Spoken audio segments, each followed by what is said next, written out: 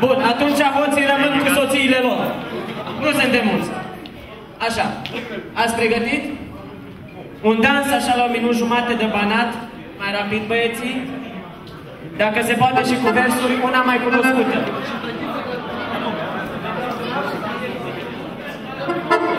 Deci una mai cunoscută, dacă se poate, cu puține versuri, dacă nu-l ajut eu.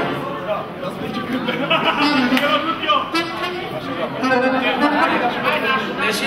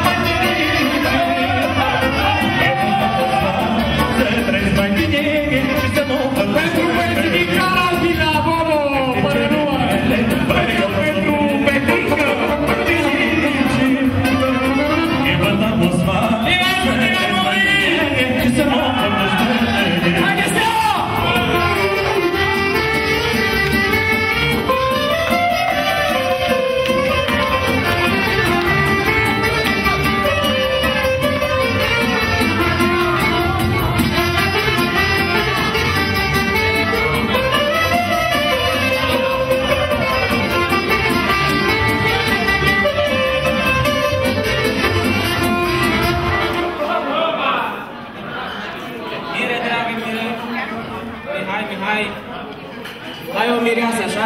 Da. Ce are ea pe picior? Ce are ea pe picior? O fi, vrem să vedem. Când apare mireasa, ea are ceva ce vrem noi toți să vedem pe picior, știi tu? Rămâne... Pantomii rese vândut odată cu mireasa. Acum trecem la probe, am adus altă mireasă.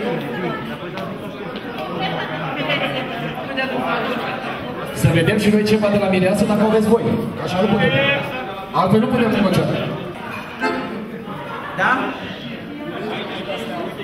Îmi vezi un suflet, echipa Dinamo și capul la puta este Steaua de București.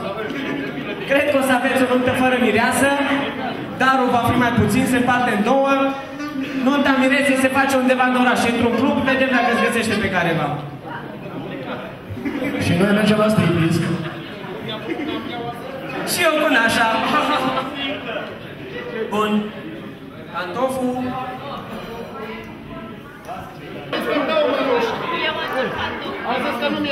Avem mănușa mireșei. Sunteți de acord că e o dovadă? Nu! Nu! Nu!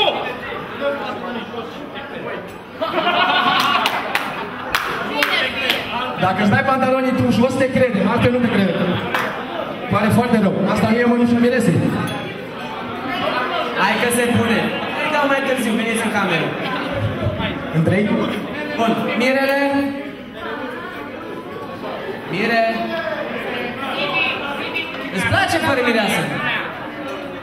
Acum ai luat-o, te-ai și scăpat de ea. Las că ți-o dăm noi. Bun. Forța Dinamo! Nu mai gata să găsim mireasa, ne pare foarte rău. Sunteți foarte slab de ticuri. Nu mai negocia, uite mireasa. Se aud. S-ar găsi mireasa. Tu ești steaua mea și te iubesc din toată inima.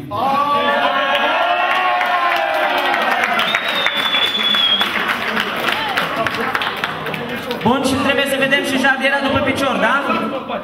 Trebuie să vedem și jardiera după picior, da? Bun. Cu gurița iei jardiera după picior, așa a fost vorba. Înainte pentru voi am plată cu lăpâi. Nu contează. Bun. Vă rog frumos o masă.